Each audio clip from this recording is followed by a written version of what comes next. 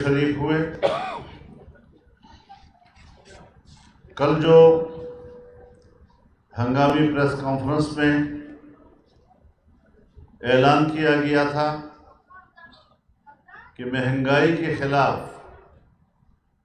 20 اکتوبر سے پورے ملک میں مظاہرے شروع کر دیے جائیں گے، اجلاس نے اس اعلان کی توثیق کی ہے۔ مہنگائی کے خلاف پورے ملک کے صوبائی ہیڈ کوارٹرز اور ضلعی ہیڈ کوارٹرز میں 20 اکتوبر سے ریلیاں اور مظاہرے شروع ہو جائیں گے۔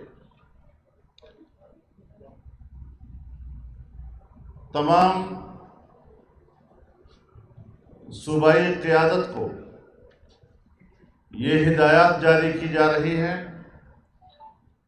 کہ وہ آپس میں فوری طور پر رابطہ کر کے اپنے اجلاس کریں، صوبائی سطح پر کوآرڈینیٹرز کا تقرر کریں تاکہ ایک مضبوط اور مربوط نظام قائم کیا جائے اور پر عزم طریقے سے بڑے نظم کے ساتھ ملک کے اندر مظاہروں کی نگرانی کی جا سکے۔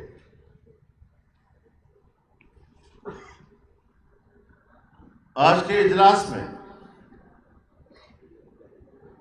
نیب ترمیمی آرڈیننس کو مکمل طور پر مسترد کر دیا گیا ہے۔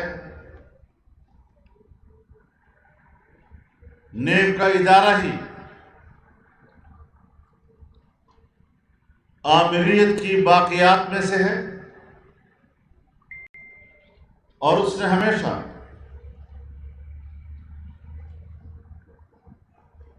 مخالفین یعنی حزب اختلاف کے خلاف سیاسی انتقام کے طور پر استعمال ہوا ہے۔ اس ادارے سے احتساب کی کوئی توقع نہیں ہے۔ حکومت کی طرف سے انتخابی اصلاحات کے لیے مجوزہ ترامیم ہم ان کو کلیتاً مسترد کرتے ہیں۔ ای وی ایم جو در حقیقت RTS کا ایک دوسرا نام ہے، تاکہ بڑے تکنیکی اور مشینی وسائل سے دھاندلی کی جائے، ووٹ چوری کیے جائیں۔ جو حکومت خود دھاندلی کے نتیجے میں آئی ہے اس کو حق نہیں پہنچتا کہ وہ ملک کو ایک آزادانہ، منصفانہ اور شفاف انتخابات کے لیے فارمولہ یا قانون دے سکے۔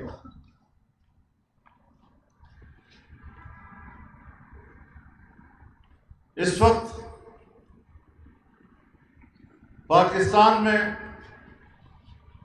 افغانستان یا ایران کے ساتھ جو ہمارے بارڈر وابستہ ہیں وہ بند کر دیے گئے ہیں، جس سے سرحد پر واقع عوام بری طرح متاثر ہو رہے ہیں۔ بارڈر تجارت کے لیے اور کاروبار کے لیے فوراً کھول دیے جائیں۔ یہ PDM کے آج کے فیصلے ہیں۔ اور اس سے ایک بات اور بھی ہم کر دیں کہ یہاں بار بار بلدیاتی الیکشن کی باتیں ہوتی ہیں۔ ہمارا مطالبہ جنرل الیکشن کا ہے۔ جب تک اس ملک میں شفاف عام انتخابات نہیں ہوتے اور جائز حکومتیں قائم نہیں ہوتی، ان کی نگرانی میں بلدیاتی انتخابات کا کوئی جواز نہیں ہے۔ یہ فیصلے ہیں آج کے ہمارے جو ہم آپ کے حوالے کر رہے ہیں، اور انشاءاللہ 20 اکتوبر سے پاکستان میں ریلیاں اور مظاہروں کا آغاز ہو جائے گا۔ کسی قیمت پر بھی اب مہنگائی کا یہ پہاڑ، یہ اس کے نیچے کراہنے والی قوم، اس کی کراہوں کو، ان کے چیخ و پکار کو اب برداشت نہیں کیا جا رہا، اور انشاءاللہ پی ڈی ایم مکمل قیادت کرے گی، شانہ بشانہ عوام کے ساتھ رہے گی، اور متاثرہ لوگوں کو ہر قیمت پر ان کا حق دلانے کے لیے میدان عمل میں رہے گی۔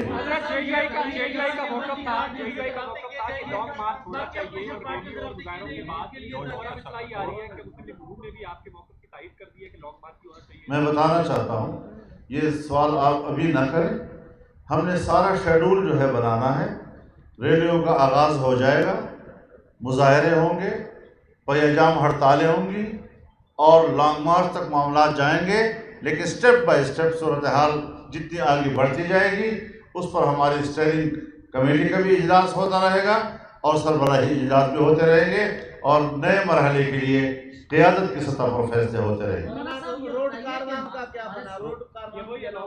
یہ ساری چیزیں میں نے آپ سے عرض کر دیا ہے کہ اب اگلے جتنے مراحل آتے جائیں گے ان مراحل میں ہم یہ فیصلے کرتے جائیں گے۔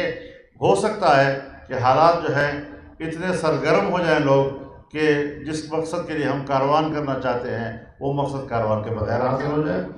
یہ بتائیں مولانا صاحب، یہ بتائیں کہ یہ پی ڈی ایم کا پہلا اجلاس ہے جو اتنا بڑا ایک وہ جمود کا شکار ہے، وہ پاکستان کے اسٹیبلشمنٹ اور حکومت آمنے سامنے ہے، اس کے اوپر کیا وہ لائحہ عمل آپ لوگوں نے بنایا اور کیا حکمت عملی بنائی ہے پی ڈی ایم نے؟ پی ڈی ایم کسی سرکاری معاملات کے اندر مداخلت نہیں کر رہی۔ پی ڈی ایم صرف اور صرف ملک میں ایک جمہوری اور آئینی نظام چاہتی ہے، اور اپنے مقصد پر فوکس کیے ہوئے ہیں۔